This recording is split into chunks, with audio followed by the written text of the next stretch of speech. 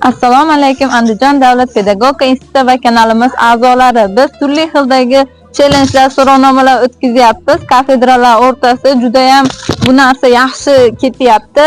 Uni davomini qilish uchun qani ketdik. Qaysi kitob sizni bu hafta o'ziga tortdi? Наша институтская библиотека очень богатая.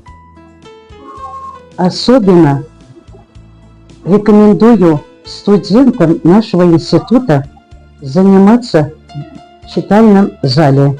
В читальном зале находится очень много учебные книги, а также пособия разных авторов. В этой неделе я прочитала современный русский язык. Этот учебник состоит из 3 частей. Первая часть – фонетика, графика. Вторая часть – морфология. Третья часть – синтаксис. И учебник И.Т. Бабакулова.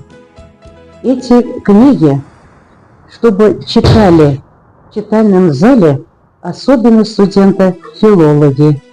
Там находится очень много по их специальностей. Qaysi kitobni sevib mutolaa qilgansiz? Men taniqli o'zbek yozuvchisi O'tkir Hoshimovning Ikki eshik orasi asarini o'qiganman.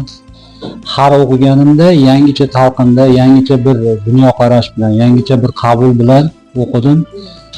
Deyarli 4 marta o'qib chiqdim, lekin har o'qiganimda yangicha fikrlar, yangicha nima deydi, g'oyalar paydo bo'ladi. Menimcha bu asar hozirgacha o'zining dolzarbligini yo'qotgani yo'q. Rahmat. Birinchi marotaba o'qigan kitobingiz qaysi? Birinchi marotaba o'qigan kitobim 2-sinfligimda Sariq devni minib sarguzasht kitobi bo'lgan. Xo'p, savol. O'qib bo'lgan kitoblaringizni saqlaysizmi yoki sovg'a qilasizmi? Mana savol ekan. Endi hozir o'qib bo'lgan kitoblarimni sovg'a qilaman. O'qigan kitoblarim Said Ahmadning trilogiyasi bor, romani Ufq va Rasputinda Живи и помни degan asari bor. Albatta beni sovg'a qilaman, xudo xolasa. Kitobni sotib olasizmi yoki kutubxonadan olasizmi? Men kitoblarni ko'proq o'zimizning Andijon davlat pedagogika institutining axborot test markazidan olaman. Siz uchun kitobdagi qahramonlar muhimmi yoki syujetmi?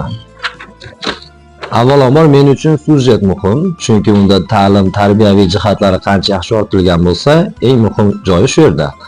Qahramonga keladigan bo'lsak, ular ham syujetning asl mohiyatini yorita bilishi kerak deb hisoblayman. Rahmat.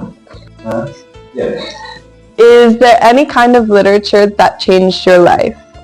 Yes, there is. I really love the books of Kurt Vonnegut. I think that his use of satire and his political commentaries have made me think a lot about the world.